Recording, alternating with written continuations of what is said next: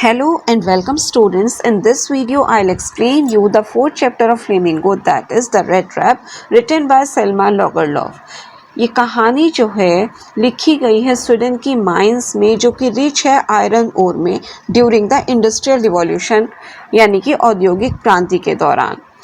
इस ड्यूरेशन में जो काफ़ी सारे आयरन वर्कर्स थे यानी कि लोहे के कारखाने में काम करने वाले जो लोग थे उनका जॉब चला गया था मशीन्स की वजह से, क्योंकि जो लोहे के कारखाने थे उनमें ज़्यादातर मशीन्स का यूज़ होना शुरू हो गया था। इस कहानी का जो मेन कैरेक्टर है यानी कि जो प्रोटैगोनिस्ट है वो भी एक ऐसा ही पर्सन है जिसका जॉब चला गया था। वो अब एक ट्रैवलिंग रेड ट्रैप सेलर बन गया था, यानी कि इधर उधर वो घूमता फिरता रहता था अपने चूहेदान बेचता हुआ, और वो बहुत ज़्यादा दयनीय यानी कि मिजरेबल ज़िंदगी जो है वो गुजार रहा था। और वो ऐसा फील करता है कि ये जो लाइफ है, ये जो हमारी ज़िंदगी है वो एक बहुत बड़े रेड ट्रैप के समान है जिसमें इंसान जो है लालच में आकर फंस जाता है। इस कहानी का जो यूनिवर्सल थीम है वो ये है कि हर इंसान के अंदर अच्छाई छुपी होती है, हर इंसान के अंदर गुडनेस होती है और उसको जगाया जा सकता है through understanding and love. Now let's begin the story. The peddler lives as a tramp wandering the roads and selling red traps. He likes to think of the world as one big red trap that offers bait for people in the form of luxury and pleasure and then ensnares them. One evening in late December, the peddler comes to a cabin and asks for shelter. The old man who lives there welcomes him in, offering food, tobacco, and conversation. He shows the peddler 30 kroners that he has earned from selling his cow's milk.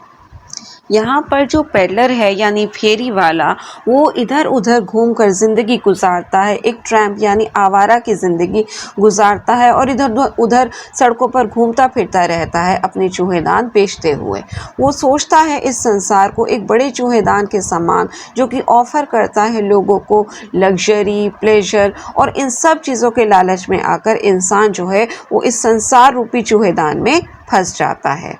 एक शाम late जो है दिसंबर में peddler एक cabin पे पहुंचता है, एक कॉटेज पर पहुंचता है और वहां जाकर शेल्टर के लिए पूछता है कि क्या उसे एक रात के लिए वहां पर शरण मिल जाएगी। जो उस कॉटेज का मालिक था ओल्ड मैन, वो वहाँ पर रहता था और वो उसको वेलकम करता है, उसको स्वागत करता है, उसको फूड ऑफ़र करता है, टोबैको देता है और उसके साथ काफ़ी सारी बातचीत करता है। वो उसको अपने 30 क्रोनर्स भी दिखाता है जो उसने अर्न किए थे, कमाए थे अपनी गाय का दूध बेचकर। The next morning, the peddler leaves, but then he returns to steal the old man's money. He goes into the forest to avoid detection, but soon finds himself lost. He realizes that he has been caught in the red trap and fears that he will die. The peddler then hears hammering and finds that he is near an iron works. He takes shelter there by the warm furnace, where the master blacksmith and his apprentice are working. अगली सुबह peddler यानी कि फेरी वाला जो है वो वहाँ से चला जाता है, लेकिन वो वापस लौट कर आता है उस बूढ़े आदमी का पैसा चुराने के लिए। वो जंगल से जाने का डिसाइड करता है ताकि वो किसी की नज़रों में ना आए, लेकिन जल्दी ही वो पाता है कि वो खो चुका है, जंगल में वो खो चुका है। उसे महसूस होता है कि वो एक बड़े से रेड ट्रैप में फंस चुका है और उसे डर लगता है कि वो मर जाएगा। तभी पेडलर यानी कि जो फेरी वाला था उसे हथौड़ों की आवाज़ आती है, हैमरिंग साउंड जो है उसको सुनाई आती है और उसे लगता है कि पास में ही एक आयरन वर्क्स है, लोहे का कारखाना है और वहाँ जाकर शेल्टर उसको मिल जाता है, वहाँ जाकर उसको शरण मिल जाती है वार्म फर्नेस के पास, भट्टी के पास, जहाँ पर जो मास्टर ब्लैकस्मिथ था यानी कि जो मेन लुहार था वो और उसके जो शागिर्द थे काम कर रहे थे। The iron works are owned by a wealthy iron master who frequently visits the forge. He comes by that night and sees the peddler, mistaking the peddler for an old regimental comrade, Captain Van Stale. The iron master invites him to come back to his manor house and spend Christmas with him and his daughter. Though the peddler first pretends to be Vanstale, he declines the iron master's invitation, afraid to go to the house with his stolen money. The iron master reluctantly leaves. ये जो iron works था यानी कि जो लोहे का कारखाना था, इसका मालिक एक बहुत वेल्दी यानी कि अमीर आयरन मास्टर था यानी लोहार था, जो अक्सर वहाँ पर जो फोर्ज थी यानी भट्टियाँ उनको देखने के लिए आता रहता था, जो डे और नाइट जो है इंस्पेक्शन करता रहता था। और वो रात के वक्त वहाँ पर आता है और पेडलर को देखता है और गलती से उस पेडलर को यानी फेरी वाले को एक ओल्ड रेजिमेंटल कॉमरेड कैप्टन वांस्टाले समझ बैठता है। और जो ये आयरन मास्टर था वो पेडलर को इनवाइट करता है उसके घर चलने के लिए और क्रिसमस उसके साथ और उसकी बेटी के साथ मनाने के लिए, सेलिब्रेट करने के लिए। यद्यपि पेडलर पहले तो प्रिटेंड करता है, दिखावा करता है कि वो कैप्टन वांस्टाले ही है और इनकार करता है, मना करता है आयरन मास्टर के साथ जाने से, उसका इनविटेशन एक्सेप्ट करने से। और कहीं ना कहीं उसको ये डर भी लग रहा था कि उसके पास जो है चुराया हुआ पैसा है, चुराया हुआ पैसा लेकर वो उसके साथ जाना नहीं चाह रहा था। और आयरन मास्टर जो है वो ना चाहते हुए भी वहाँ से चला जाता है। Soon after, the iron master's daughter Edla Wilmanson arrives at the forge, sent by her father to persuade the peddler to come to their home. She notes that the man looks afraid and is probably hiding from some past crime, but she treats him kindly and assures him that he can leave freely whenever he wants. The peddler agrees to come with her. Iron master के वहाँ से जाने के फ़ौरन बाद उसकी बेटी एडला विल्मनसन forge में यानी कि जो लोहे का कारखाना था वहाँ पर जो भट्टियाँ थी वहाँ पर आती है और उसके फादर के द्वारा उसको भेजा गया था ताकि वो पेडलर को मना सके, परसुएट कर सके उसको अपने घर लाने के लिए। और वो नोटिस करती है कि ये जो आदमी था ये थोड़ा डरा हुआ सा लग रहा था और शायद वो उसने कुछ क्राइम किया हुआ था पास में, उसको वो छुपाने की कोशिश कर रहा था, लेकिन वो उसको बहुत काइंडली ट्रीट करती है और उसे आश्वस्त करती है, उसे एश्योर करती है कि वो जब भी चाहे वहाँ से जा सकता है। और पेडलर जो है वो उसके साथ जाने के लिए एग्री हो जाता है, सहमत हो जाता है।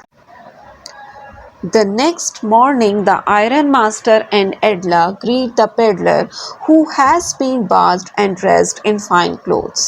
The iron master realizes he made a mistake. The stranger is not Captain Vanstale.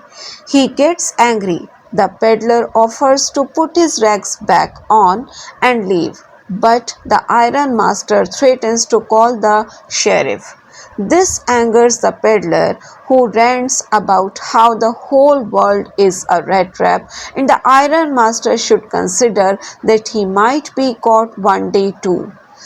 This amuses the iron master, who agrees to let the peddler go without calling the sheriff. Edla stops him, however, and says that she wants the peddler to stay. She knows that he has a hard life and declares that he should leave. He should have some warmth and safety on Christmas Eve, especially because they already promised him their hospitality. The iron master grumbles but agrees. अगली सुबह iron master और एडला जो है वो peddler का अभिवादन करते हैं, उसको ग्रीट करते हैं, जो कि अब नहा चुका था और उसने जो है अच्छे से कपड़े पहने हुए थे। अब आयरन मास्टर को महसूस होता है कि उससे गलती हो गई। ये अजनबी जो है, ये जो स्ट्रेंजर है वो कैप्टन वांस्टाले नहीं है और उससे बहुत ज़्यादा गुस्सा आ जाता है। पेडलर ऑफ़र करता है कि वो अपने दोबारा से फटे पुराने कपड़े पहन लेगा और वहाँ से चला जाएगा, लेकिन आयरन मास्टर जो है वो उसको धमकाता है कि वो शेरिफ को बुला ले। शेरिफ यानी कि न्यायाधीश, कि वो न्यायाधीश को बुला लेगा। और ये सुनकर जो पेडलर था फेरी वाला, उसको बहुत ज़्यादा गुस्सा आ जाता है। वो कहता है कि ये संसार जो है वो एक चूहेदान के समान है और आयरन मास्टर को ये सोचना चाहिए कि कभी ना कभी वो भी ऐसे कंडीशन में पड़ सकता है, वो भी इस संसार रूपी चूहेदान में फंस सकता है, कभी ना कभी उसका शिकार हो सकता है। और ये सुनकर जो आयरन मास्टर था वो अपना दिल बहलाता है, थोड़ा अम्यूज़ हो जाता है और एग्री हो जाता है पेडलर को वहाँ से जाने देने के लिए बग़ैर शेरिफ को बुलाए। अब लेकिन एडला जो है वो उसको रोकती है, क्योंकि उन्होंने जो है वो चाहती है कि जो पेडलर है वो वहाँ पर रुके। वो जानती है कि उसने बहुत मुश्किल भरी ज़िंदगी जो है वो गुजारी है, और वो डिक्लेयर करती है कि उस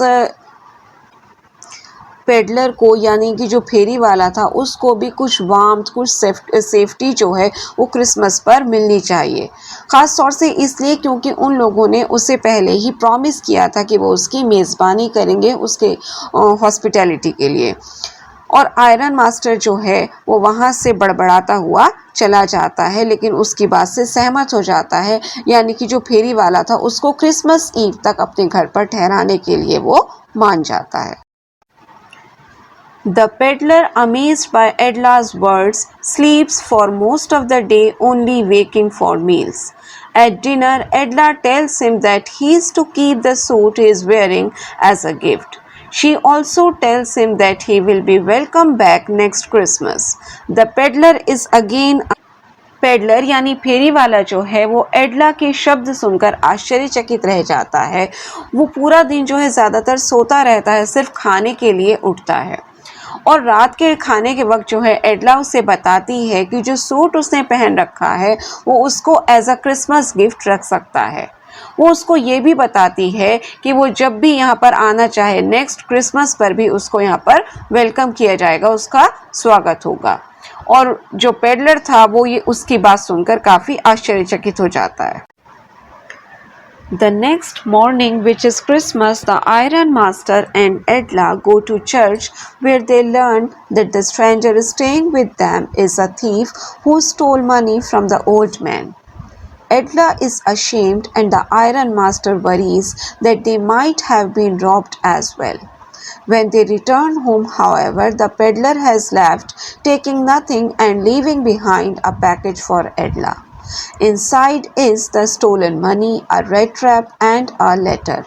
The letter thanks Edla for her kindness and states that she has freed the peddler from being caught in the red trap of life. He signs the letter as Captain Bonstale. अगली सुबह, जो कि Christmas का दिन था, iron master और एडला church जाते हैं, जहां जाकर उन्हें पता लगता है कि जो स्ट्रेंजर उनके साथ ठहरा हुआ है वो एक चोर है जिसने ओल्ड मैन का पैसा चुराया है। ये जानकर एडला को बहुत शर्मिंदगी महसूस होती है, और जो आयरन मास्टर है वो चिंतित होता है कि शायद उनके यहाँ भी चोरी हो चुकी होगी।